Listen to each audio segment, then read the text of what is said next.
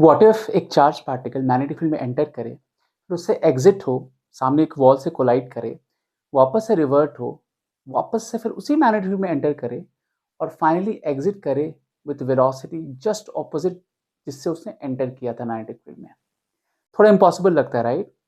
इस वीडियो में हम लोग एक ऐसा ही प्रॉब्लम डिस्कस करने जा रहे हैं जो motion of charge particle in magnetic field and collision, इस दोनों का बहुत ही परफेक्ट ब्लेंड है। तो आइए समझते हैं कि प्रॉब्लम का सेटअप क्या है और इसको अप्रोच करने का सही तरीका क्या है। तो आपके सामने एक डायग्राम है, तो आप देख सकते हो यहाँ पर मैग्नेटिक फील्ड प्रेजेंट है इनटू द प्लेन। इस मैग्नेटिक फील्ड का जो विड्थ है वो है mv/√2 टाइम्स क्यूबी, जहाँ पर क्यू चार्ज दिया हुआ है और m इसका मास है, राइट? ये जो आप इधर का जो विड्थ देख रहे हो, वर्टिकल डायरेक्शन जो विड्थ देख रहे हो, ये इनफाइनाइट है, ये बाउंडेड नहीं है, लेकिन इसका जो इस तरफ का जो विड्थ है ये बाउंडेड है, राइट? मतलब इसके राइट साइड में कोई भी मैग्नेटिक फील्ड नहीं है, ना ही इसके लेफ्ट हैंड साइड में, बट ऊपर के डायरेक्शन में ऐसा नहीं है, ठीक है? और ये इनटू द प्लेन में है। फिर इसके फिर राइट साइड में आप देख सकते हो, अगेन ये जो विड्थ है mv/√2 टाइम्स क्यूबी, यहाँ पर कोई भी मैग्नेटिक फील्ड प्रेजेंट नहीं है और यहाँ पे एक वॉल है, ठीक है?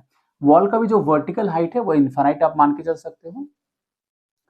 तो ये चार्ज पार्टिकल जो है यहाँ से एंटर करता है। चार्ज का हालांकि यहाँ पे नेचर क्वेश्चन में मेंशन नहीं है, लेकिन उससे फर्क नहीं पड़ेगा, जो हमारा ऑप्शन है उस पर फर्क नहीं पड़ेगा, ठीक है? तो यहाँ से ये एंटर करता है, हम लोग पॉजिटिव चार्ज लेके चलेंगे यहाँ पर, ठीक है?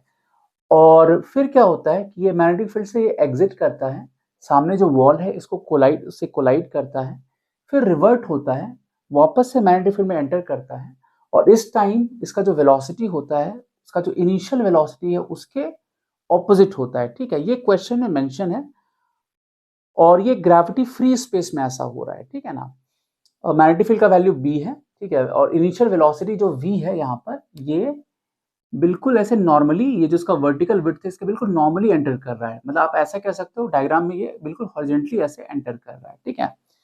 तो हमें बताना है कि time after which the velocity of the particle becomes anti parallel to its initial velocity.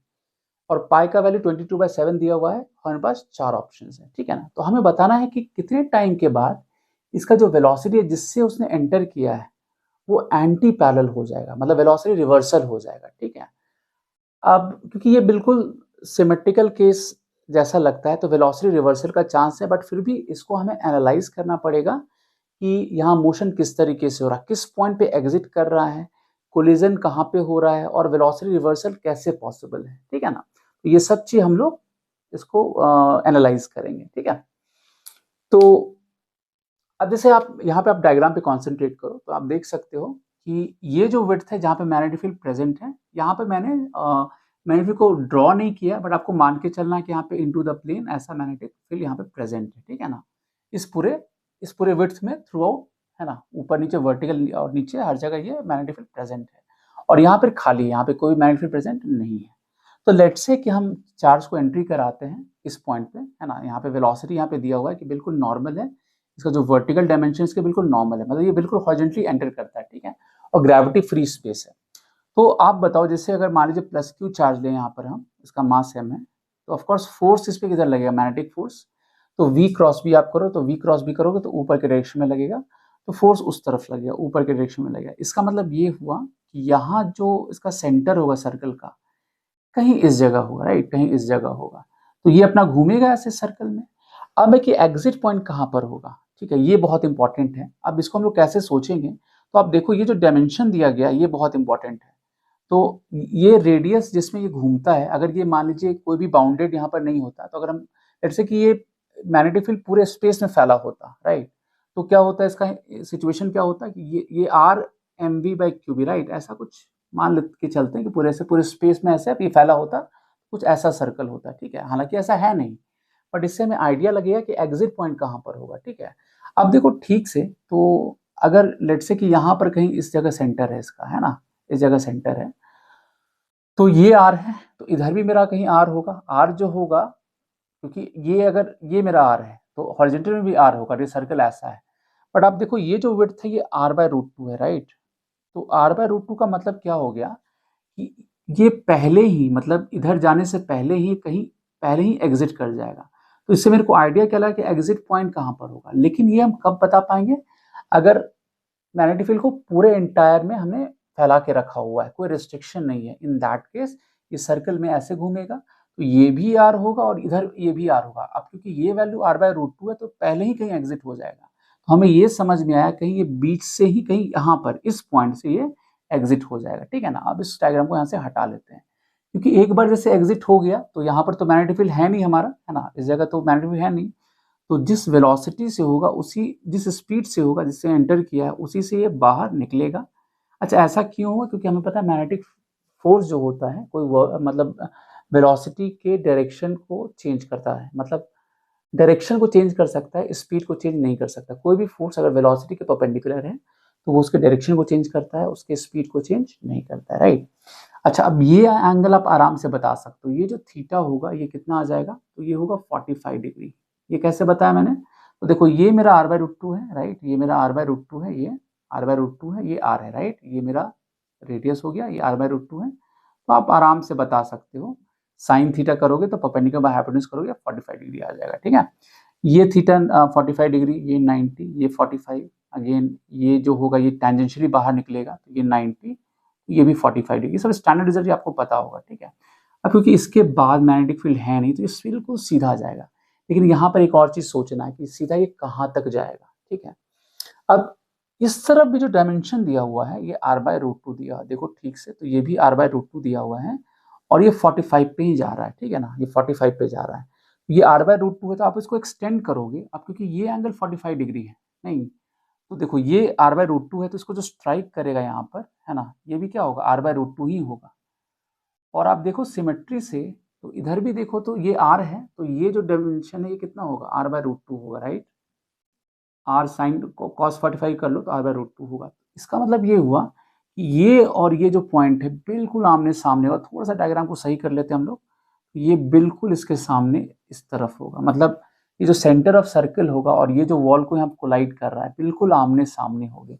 ये चीज भी सोचना है, तो बिल्कुल सिमेट्रिकल केस है। अब इसके आगे आगे क्या होगा कि इलास्टिक कोलिजन है, आप देख सकते हो ये 45 तो ये भी 45, क्योंकि इलास्टिक कोलिजन तो सिंपली ऐसे रिवर्ट हो जाएगा, बिल्कुल अब सिमेट्रिकली जाएगा, बिल्कुल। मतलब आप देखो ठीक से, तो इसके नीचे का जो डायग्राम होगा इसके ऊपर का डायग्राम बिल्कुल सिमेट्रिकल होगा, बिल्कुल सिमेट्रिकल केस है। इलास्टिक कोलिजन है तो ये भी 45 डिग्री होगा और इसके बाद ये कर्व हो जाएगा, इसका जो पाथ होगा, जैसे यहाँ कर्व था, इस जगह कर्व था ऐसे, यहाँ भी क्या होगा, कर्व हो जाएगा, राइट। तो ये कुछ ऐसा कर्व हो जाएगा, ऐसा कुछ। तो जैसे कर्व होगा आप देख सकते हो यहाँ पे वेलोसिटी रिवर्ट हो जाएगा, नहीं यहाँ स्पीड तो सेम होगा, तो यहाँ एंटर किया था v से और वापस भी v से यहाँ पे, बिल्कुल सिमेट्रिकल केस है, राइट, बिल्कुल v से रिवर्ट हो जाएगा, दोनों एंटी पैरेलल है, ठीक है। तो हमें पता नहीं ये जो पूरा टाइम लगा, ये यहाँ से यहाँ तक गया, यहाँ से यहाँ तक ऐसे करते हुए ऐसे गया, ऐसे आया, ये पूरा टाइम कितना होगा, राइट। तो आप देखो यहाँ भी मिला दो, बिल्कुल सिमेट्रिकल केस है, यहाँ भी थीटा कितना होगा, 45 डिग्री हो जाएगा, राइट। तो हमें क्या करना है, क्योंकि बिल्कुल सिमेट्रिकल केस है तो हम यहाँ से यहाँ तक का टाइम निकाल लेते हैं, इसको डबल कर लेते हैं, ठीक है। तो मेरा टोटल टाइम स्पेंड निकल जाएगा आराम से, ठीक है। अब टाइम कैसे निकालोगे, तो अब देखो ठीक से, तो यहाँ पर जो एंगुलर, क्योंकि v यहाँ पे थ्रू आउट कॉन्स्टेंट होता है तो हम कह सकते हैं जो एंगुलर स्पीड होगा वो भी कॉन्स्टेंट होगा। वो कैसे निकालोगे, तो ओमेगा जो होता है वो 2π/t होता है, t हमें पता है, t होता है 2πm/qb, राइट। ये भी हालांकि स्टैंडर्ड रिजल्ट है, ये हमें पता होगा, बट फिर भी है ना, qb/m ये मेरा एंगुलर स्पीड है, ये कांस्टेंट है, राइट। तो थीटा पे 45 डिग्री है, टोटल टाइम हमें निकालना होगा, तो हमें क्या करना पड़ेगा, ये थीटा एक यहाँ भी लेंगे और इसको भी लेंगे, तो ये 2 थीटा आ गया dy/ओमेगा, ये तो कांस्टेंट होता है, राइट। टोटल एंगल हमने निकाल लिया, उसको ओमेगा से डिवाइड कर दिया। अच्छा, ये वाले पार्ट को कैसे निकालेंगे, तो ये मेरा r/√2 पता है और v का कंपोनेंट ले लेना है इस डायरेक्शन में, तो ये v cos 45 डिग्री हो जाएगा, इसको भी ट्वाइस कर देना है, तो 2 इंटू ये हो जाएगा r/√2 divided by v cos 45 degree, ठीक है। तो आप देख सकते हो ये जो r1/√2 है, 1/2 इसका भी 1/√2 कैंसिल आउट हो जाएगा।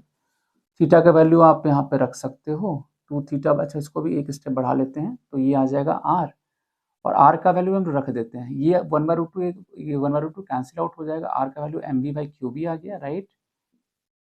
तो ये v कैंसिल आउट हो गया, तो 2m/qb, और थीटा का वैल्यू यहाँ से π/4 रख लेंगे हम लोग, 45 डिग्री है, राइट। तो 45 डिग्री बोलो या π/4 बोलो एक ही बात है, और ओमेगा मेरा हो गया qb/m, राइट, और ये हो गया 2m/qb। अब दोनों को रीअरेंज कर लो, तो ये ऊपर ले जाओगे तो ये π/2 एम बाई क्यू बी है ना, plus 2m by q b आ गया। ठीक है, तो यहाँ पर m बाई क्यू बी आप कॉमन ले लो, तो ये आ जाएगा पाई बाई 2 प्लस 2। इसको रीअरेंज कर लोगे तो m by q b into pi plus 4/2 आ जाएगा। ठीक है, अब पाई का वैल्यू 22/7 रख लो, यहाँ पर क्वेश्चन में मेंशन है, ये आपको कंसिडर करना है। तो 22/7 प्लस 4 कर लो डिवाइड बाई 2, तो देख सकते हो 22 प्लस 28 50 हो गया, नीचे 14, तो इसको सिंप्लीफाई करोगे तो ये 25m/7 क्यूबी आ जाएगा। ठीक है ना, करेक्ट। तो पाई का वैल्यू बस यहाँ पे रख देना है। तो इसका जो करेक्ट आंसर है वो है ऑप्शन नंबर ए।